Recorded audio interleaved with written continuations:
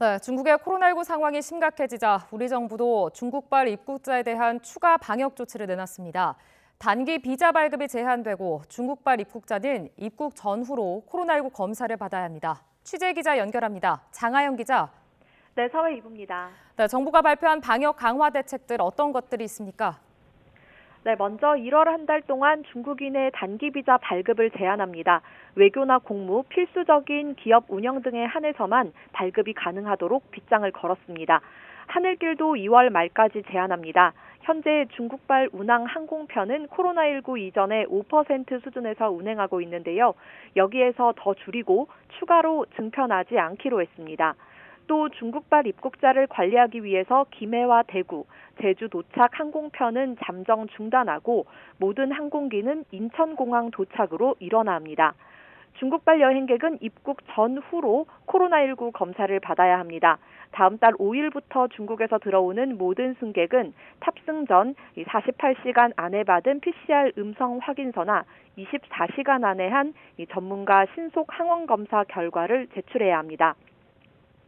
또 다음 달 2일부터는 한국에 오는 즉시 하루 안에 PCR 검사를 받아야 하는데요.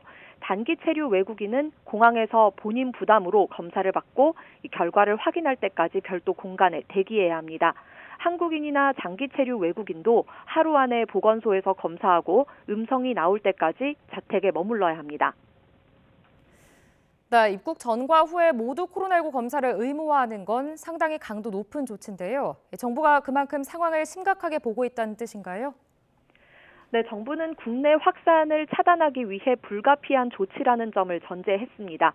우리나라가 중국과 지리적으로 인접해 있고 인적 교류가 많아서 코로나19 유행이 시작됐던 2020년에도 중국 영향을 가장 많이 받았다는 점, 또 특히 변이주 모니터링을 위해 중국발 확진자의 경우 전장 유전체 분석까지 하고 있기 때문에 입국 후 PCR 검사는 꼭 필요하다고 설명했습니다. 한덕수 국무총리는 이번 중국발 확산이 국내의 실내 마스크 해제에 영향을 끼칠 수 있다고 언급했는데요. 들어보겠습니다.